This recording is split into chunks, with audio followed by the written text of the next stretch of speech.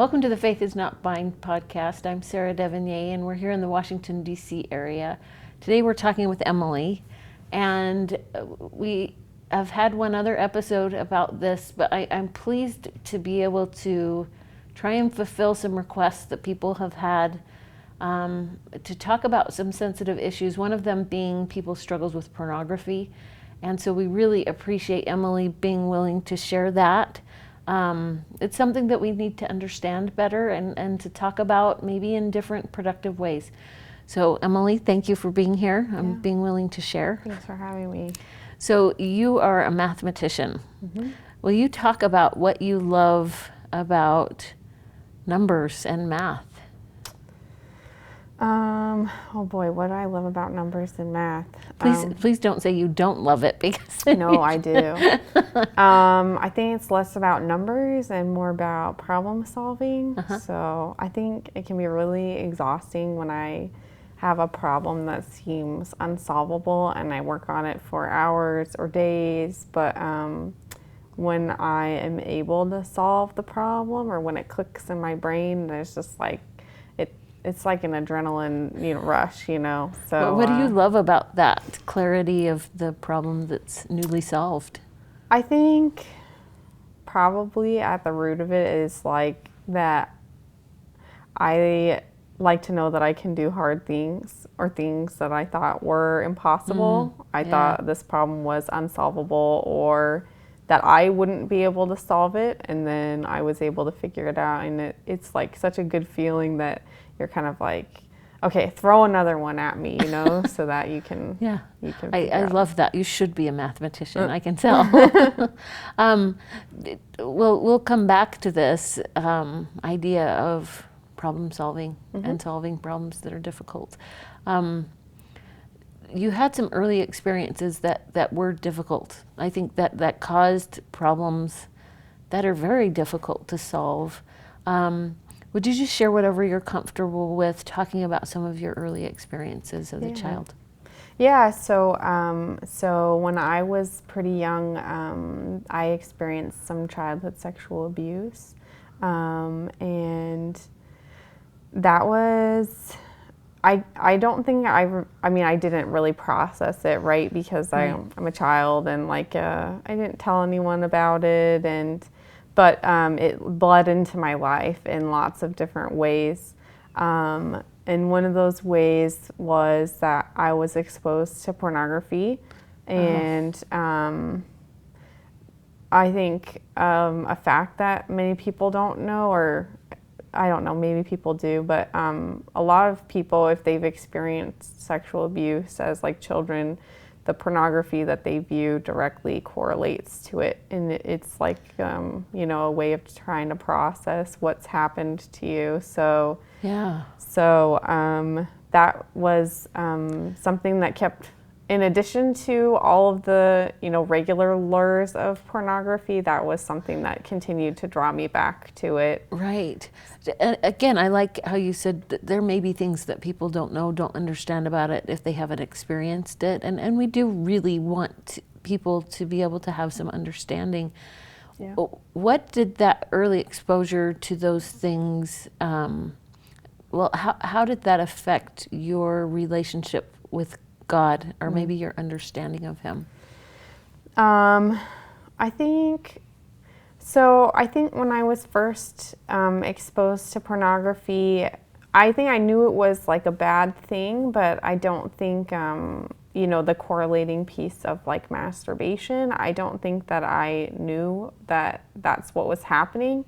And so when I figured out, oh, this is what I'm doing, I just remember feeling like I was just an awful person, and especially as a female, because I think people do see it as a male problem mostly. And I remember thinking I can't tell my bishop, because if I tell my bishop, I'm not his daughter was one of my best friends. So I remember thinking I'm not going to be able to hang out with her anymore. And I think there's a really poignant thing of around the time that I was in Young Women's is when they implemented the 8th personal progress value of virtue. Yeah. And I remember that was really challenging for me to like cope with, because I was in these young women's classes with all these like lovely women. They're all great, but none of them had experienced, or at least not that I knew of, none of them had experienced what I had. And I felt like there was this, my virtue had been robbed from me, like when I was innocent and young, and I didn't quite know how I could relate or feel comfortable or like clean in that sort of environment. Right. Well, taking it back to math or algebra, you've got an equation there Yeah. where it seemed obvious that your experiences on one side equaled somehow a lack of virtue, even though that's not doctrine. Right.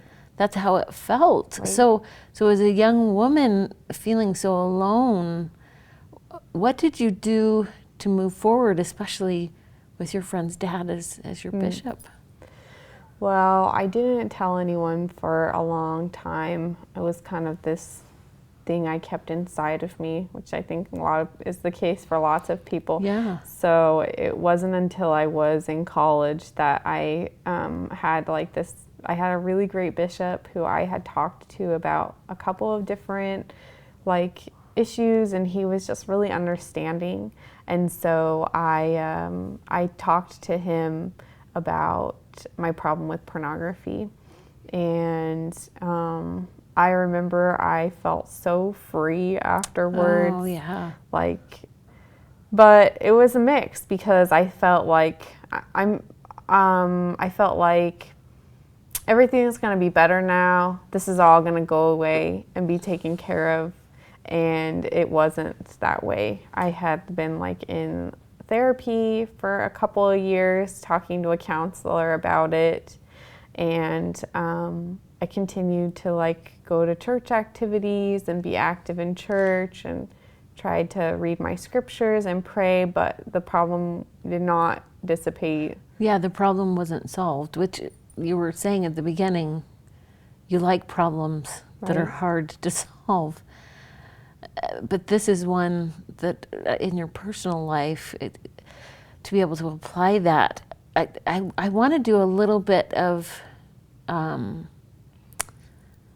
analysis, or at least give you the chance to explain how it felt before you talked to your bishop, just so people maybe can understand how young people might feel when they're trapped in the shame of pornography, and when they feel like they can't talk to anyone. What did that feel like? Paint us a picture of that. Well, I think there's a double layer, because I was at a church school, and so when I told my bishop that I had been viewing pornography, I assumed that I would be asked to leave the university. Interesting. So when I told my bishop, I had pretty much come to terms with the fact that I was going to lose my housing, and I was going to lose my place at school, and that I would have to move home.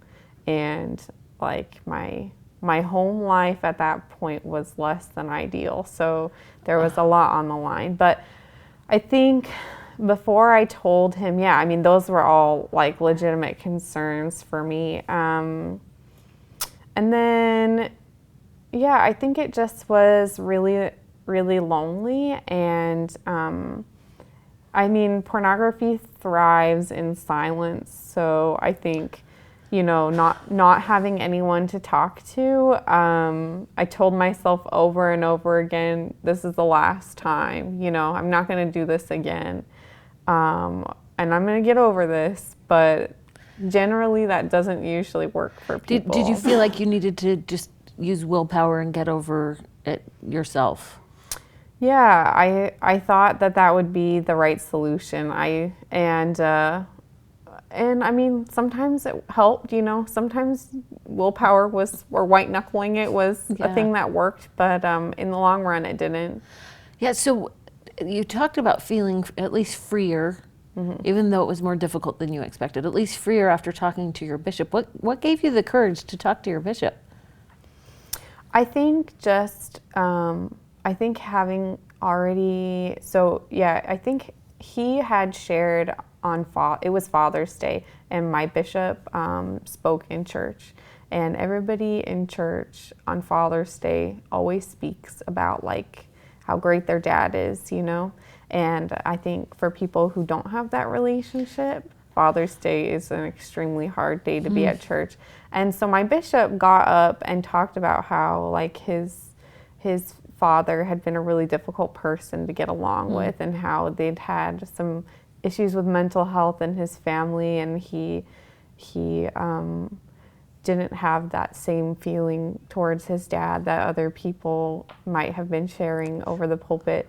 And I just remember at that point, I thought, oh, this is somebody who isn't afraid to like tell it like it is or confront real issues, you know? Yeah. And I'm sure that every other bishop that I had would have been willing to address the same issues, but I think being able to connect on that level of like an unpleasant thing that maybe needed to be said so other people could feel comfortable in their own skin, that I thought, okay, I can talk to this person about this. And you know, I didn't know what the result would be though, so like I said, I was banking on the fact that I would lose everything. Well, how brave to be willing to do that.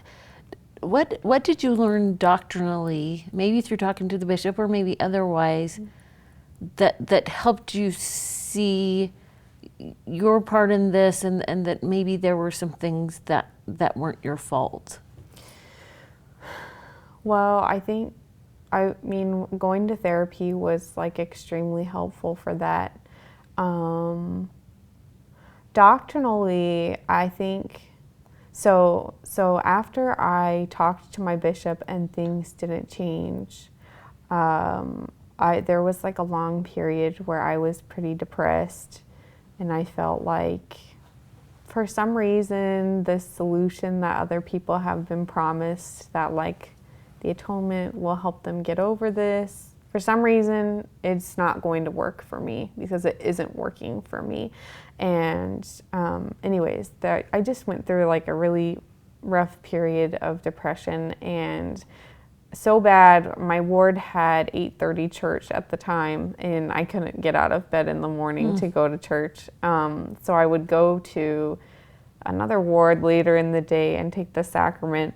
And I kind of, because of that, and I didn't really have a lot of friends in the ward, it was pretty isolating because I wasn't attending my ward. And I just remember on some of those Sundays where I spent a lot of time alone that I would be so hard on myself, like, you know, I can't believe that you can't wake up in the morning to go to church, and like you're still struggling with these problems with pornography. And I just remember like oftentimes feeling like an overwhelming feeling, like God was just telling me, you're doing your best, you're putting as much effort as you can into it, and like just keep pushing forward. Wow. So a lot of times people dealing with pornography and trying to overcome it, we'll talk about the word shame. And it sounds like you were kind of in a spiral of shame, but then started to realize that God still loved you and would approve of your efforts. Yeah. Let's talk about the atonement. You said that at first it didn't seem like it worked for you the way that it did other people. And what's interesting, I'm thinking of a line from Elder Maxwell. He talked about the awful arithmetic of the atonement.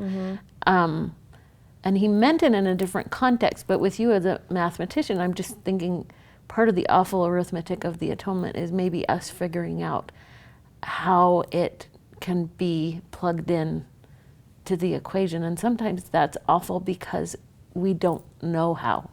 There's uncertainty about how will this work for me. So how did you learn to apply the atonement into the arithmetic of your life?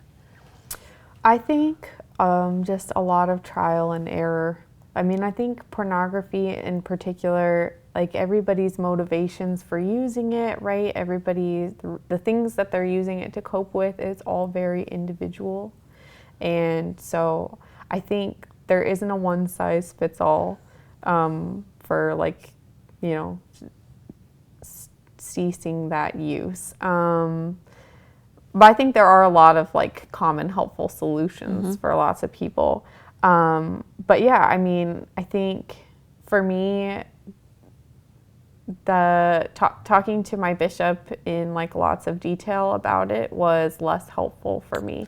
In fact, it was like pretty shaming for me to like go in and every couple of weeks and recount like, yeah, I've had another problem with it. Yeah, I've had another problem with it.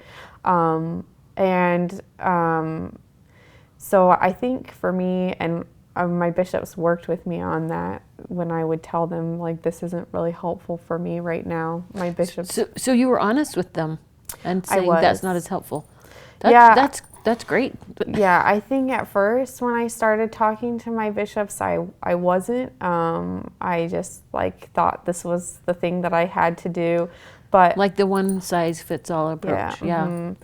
But I think when I started going to therapy, especially, my therapy emphasized that, right, pornography usage, lots of addictive behavior or compulsive behavior is cyclical, right? So you view pornography and then you feel really bad about yourself and then you spiral because you feel really bad about yourself and then you view pornography again.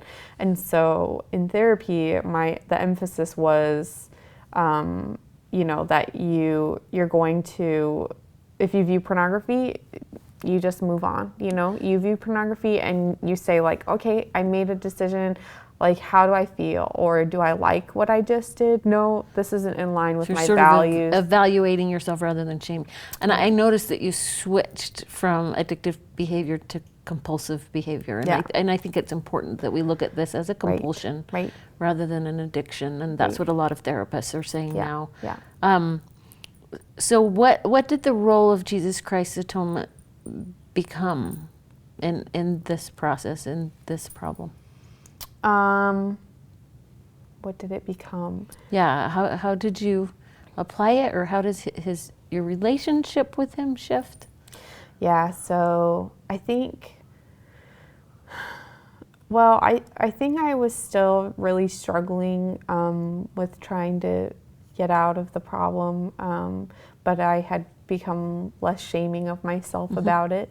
And then I think it was 2017 when President Nelson, who wasn't President Nelson at the time, he gave that talk, the Book of Mormon, What Would Your Life Be Without It?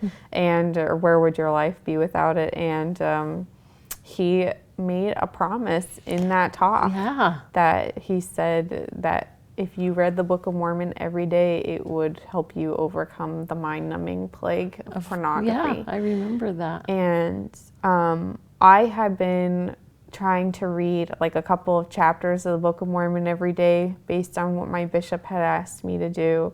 And I just, I felt really good about it. I think there had been other invitations extended to me of like read for 30 minutes, and that just seemed very lofty for me at the time. But when President Nelson gave that talk, I just was kind of amazed, and I just decided that I would plant the seed, and see what the outcome was of reading the Book of Mormon more often.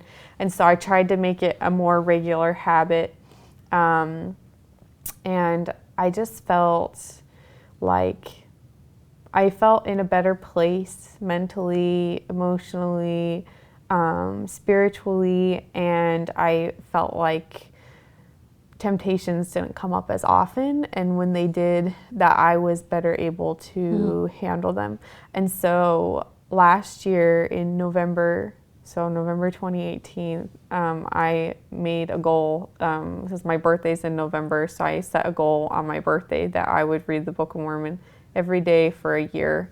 And I hadn't been through the temple, and so I set a goal that I would go to the temple, or I set a goal to go to the temple in May, so 6 months later. And I didn't know how it would work or if I would actually keep that temple date. But I started reading the Book of Mormon every day, and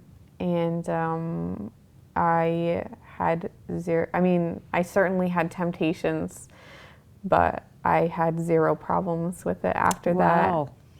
that. And so I think for me, the atonement came into play through reading my scriptures. And I think, the atonement I think is kind of elusive when we think about it, or even when I think about repenting of sins, right?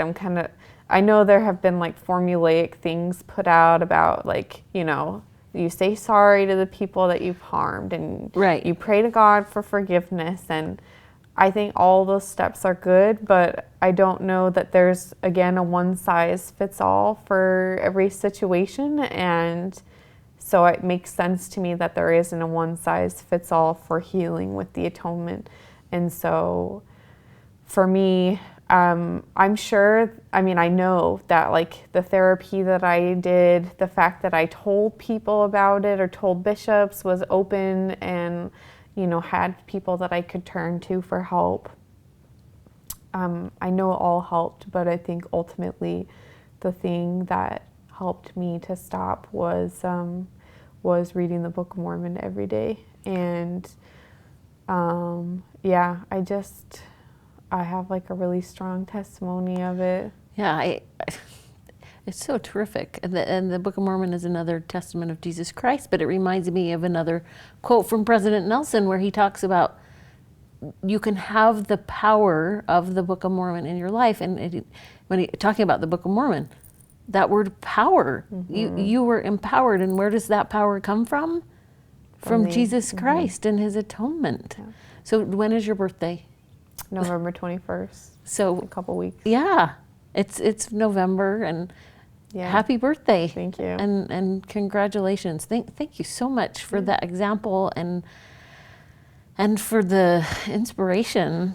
Yeah. I'm inspired by that goal setting and by your problem solving and patience. So thank you so much, Emily. No problem.